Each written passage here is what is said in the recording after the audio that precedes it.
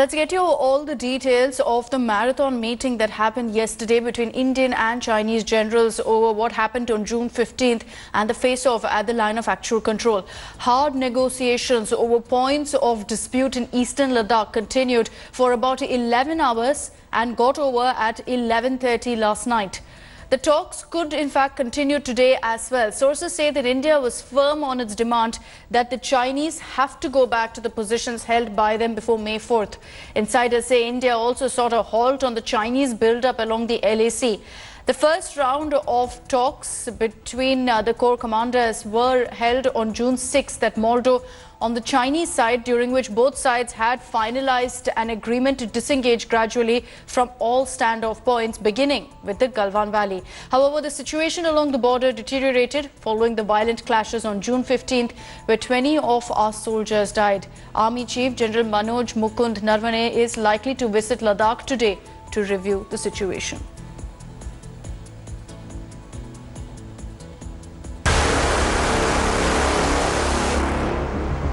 A week after the deadliest clash on the LAC between the Indian and the Chinese troops, top military commanders of both sides got together again to defuse the tension.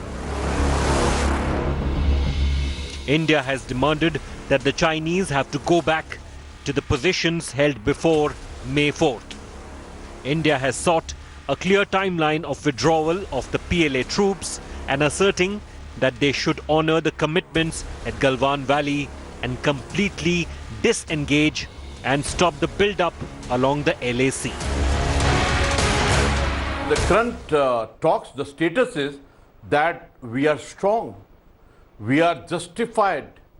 We are justified in our actions and all. India today has accessed exclusive satellite images of the meeting point of the crucial talks. The meeting called by the Chinese army was held at Moldo on the Chinese side of Chushul in eastern Ladakh. This is the second round of Lieutenant General talks and the first after the bloody brawl on June 15th when 20 Jawans lost their lives. The night of 15 and 16 June, the military message has been given very strongly to them. Two things. We had 20 supreme sacrifice, but on their side, 43 PLA soldiers have been killed. There has been no confrontation since June 15, but over 1,000 men are positioned on either side of the line of actual control, separated only by a few meters. Even as talks between the top military commanders continue to find a resolution, the Indian Armed Forces are exploring all possible options to give a response in case the Chinese aggression continues. But even as talks are on, India is constantly ramping up its military preparedness, given the heavy presence of Chinese troops in the Pangong Lake area. India, in no uncertain terms, telling China that it needs to withdraw its forces to the pre-May location and gradually pull back to its peacetime location to ensure that there is no flare-up at the line of actual control. India has also told China that there are new rules of engagement for Indian forces, and a spark neglected could lead to a bigger flare-up. With cameraman Kripal Singh in Leh, Gaurav Sawant for India Today. So while the focus is on Galwan Valley and also what happened on June 15th, the Chinese threat in Pangong Tso is something that's worrying and it's escalating. Satellite imagery captured over the weekend and put out by Australian analyst Nathan Ruser shows the Chinese are only advancing at this point in the Pangong area.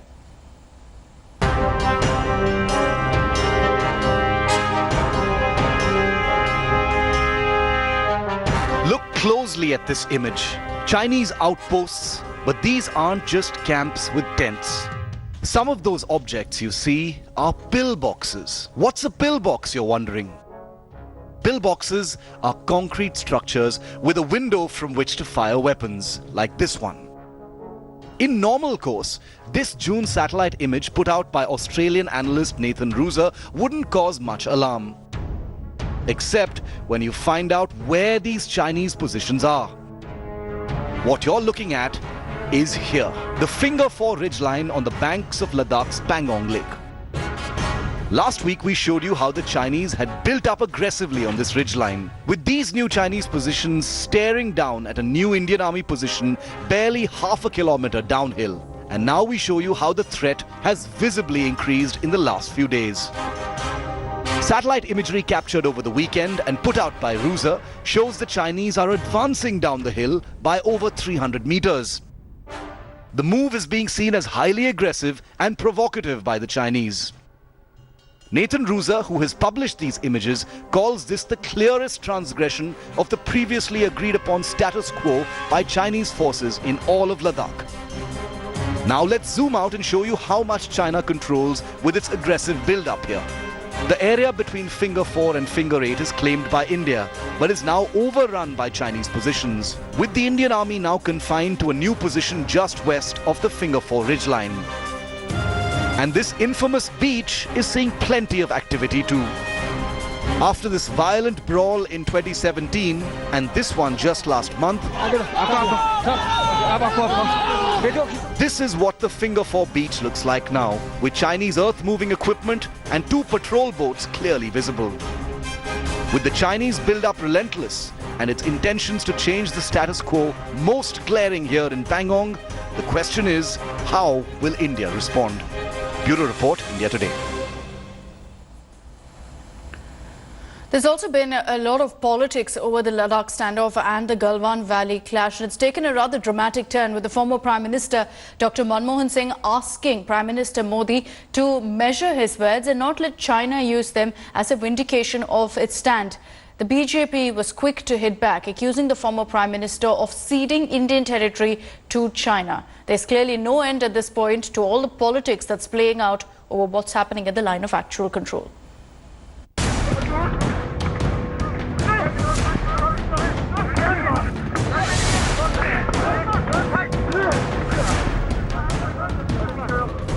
A week after the carnage in Galwan Valley, as Indian and Chinese militaries try to cool tensions down, political temperatures are rising. Now former Prime Minister Dr. Manmohan Singh has hit out at Narendra Modi, taking on the Prime Minister for his statement on the Galwan Valley clash. Those in the field of mind. Dr. Manmohan Singh has said that Narendra Modi cannot allow China to use his words as a vindication of its position. The former Prime Minister also said that disinformation is no substitute for diplomacy or decisive leadership. Congress MP Rahul Gandhi, who has been relentlessly targeting the Modi government, was quick to advise the Prime Minister to heed the former Prime Minister's advice. प्रधानमंत्री नरेंद्र मोदी जी को जो सलाह उन्होंने दिया है, मैं समझता हूं कि नरेंद्र मोदी जी उसको गंभीरता से लेंगे. Congress's attack on the Prime Minister was countered by the BJP President JP Nadda. JP Nadda accused the Congress of demoralizing the forces, alleging that the party surrendered 43,000 kilometers of Indian land to China.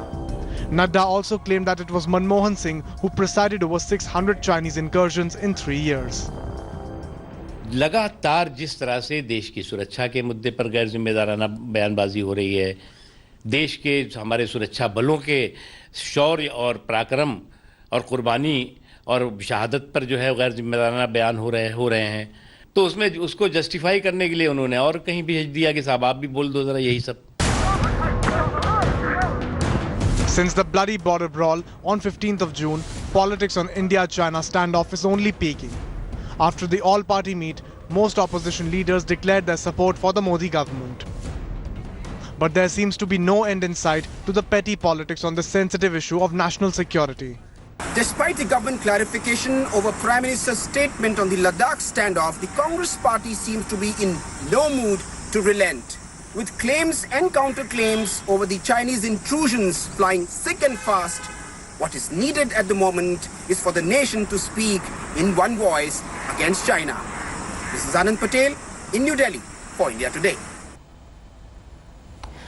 Meanwhile, Defence Minister Rajnath Singh is currently in Moscow. He'll be attending the Victory Day parade. but he will not be meeting any Chinese ministers who are also in attendance. Amidst the tension at the line of actual control, Moscow could actually emerge as a key player, as it's close to both India as well as China.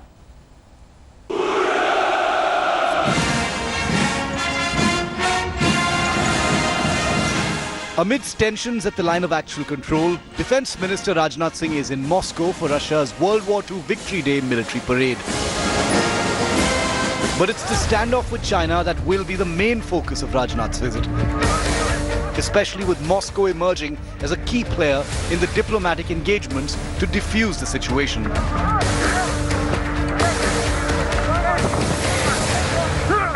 Defence Minister of India, Shri Rajnath Singh, is going to Russia, Moscow, to attend the 75th Victory Parade. Our Sikh regiment is already there with a major and 75 men to take part in the parade. China will also be coming to the parade. Russia will want to know everything from him, what happened in the Galwan Heights. A high-level Chinese delegation will be present for the Victory Day parade, while Defence Minister Rajnath Singh is scheduled to meet the host global leaders. But in a clear snub to the Chinese side, no meeting will be held with them. In all likelihood, the line of actual control clash will come up when Rajnath Singh meets his Russian counterpart, Sergei Shoigu. There will be a business end to the Rajnath-Shoigu talks. The Defence Minister is likely to push for early delivery of the S-400 missile systems. India is looking to procure 12 Sukhoi 30 MKI and 21 MiG-29 fighter jets. India will also seek support for urgent and emergency supply of spares required by India for its Russian-origin fighter aircraft fleet, along with main battle tanks of the Indian Army and submarines of the Navy. Russia's commitment to India's weapons and spares demand is important to enhance operational readiness on the borders. While Rajnath Singh is in Moscow, External Affairs Minister S. Jaishankar will participate in the Russia-India-China Foreign Ministers' virtual meet on Tuesday. Border tensions could be on the agenda at that trilateral meeting. With Manjeet Negi and Geeta Mohan in Delhi, Bureau Report, India Today.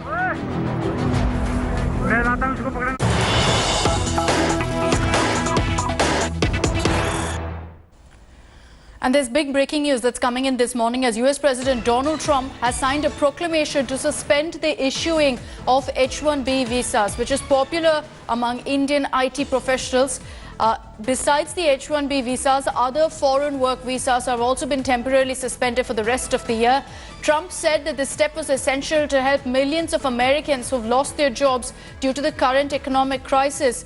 The proclamation that comes into effect from tomorrow, that's June 24th, is expected to impact a large number of Indian IT professionals as well as several American and Indian companies who were issued H1B visas by the US government for the fiscal year 2021 beginning October 1st. Let's take this across to Geeta Mohan for more details. Geeta, good morning. Can you just explain this to us? What happens to those who are currently in the United States on an H1B visa? Does it impact them, or is this only for people who are now applying for a fresh visa? Well, as of now, what we are given to understand is that it is going to impact the Indians who are working in the United States of America in a huge way, in a big way, because this is not about future future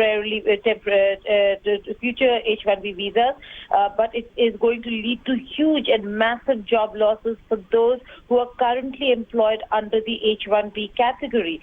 Now, if the entire category moves from the lottery system, the random lottery system, to merit-based and system which will be looking into salaries as well, that means that there will be an entire assessment, a reassessment of those who are employed in the United States of America, majority of whom are Indians, and all the Indian IT guys who are approved from April 1st lottery would not be able to go to the United States of America. So yes, the future of Indians who are looking to the United States of America for jobs is absolutely, or has absolutely been jeopardized. Okay. This ruling what I'm given to understand is will apply from April 1st. So all those who were cleared are not going to come, and the future, again, like I said, is looks rather bleak with the United States of America looking inward. All right, Geeta, thank you for joining us with those details. A big order that's been signed there by the Trump government, one that affects many, many Indians who are currently in the United States, and many others who are currently out of the United States were perhaps traveling when the coronavirus pandemic hit.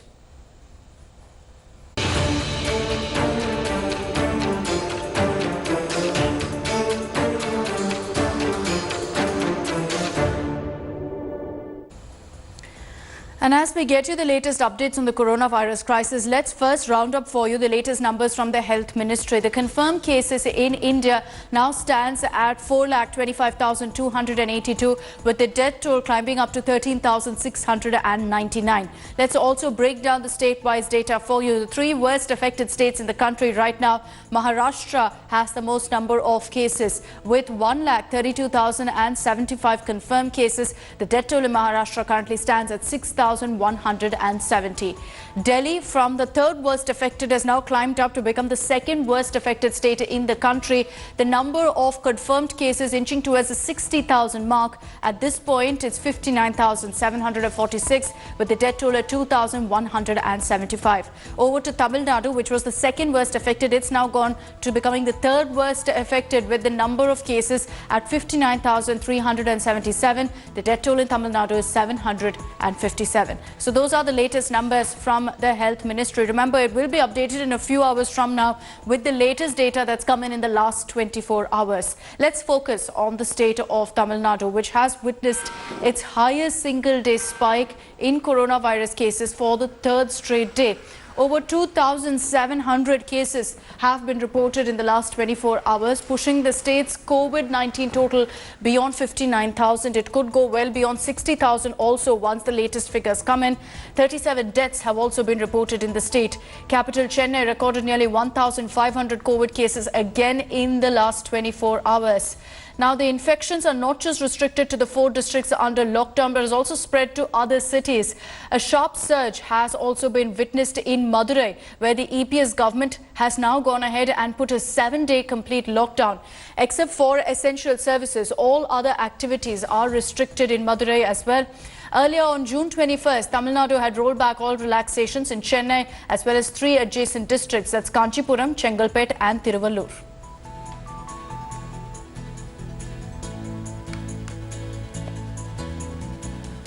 Also getting you the latest numbers from the state of Maharashtra, the worst affected in the country by the COVID-19 pandemic. A total of 3,721 cases have been reported in the last 24 hours. And this means that the state's tally has gone beyond 1,30,000. 113 people have lost their lives in Maharashtra. With that, the death toll also has gone up considerably, over 6,100 deaths now in Maharashtra. Mumbai is the epicenter of the coronavirus crisis. A total of 1,098 new cases have been registered in the maximum city, and 46 deaths have also been reported in the last one day. The total cases in Mumbai is over 61,000, and over 3,700 people have lost their lives in the city.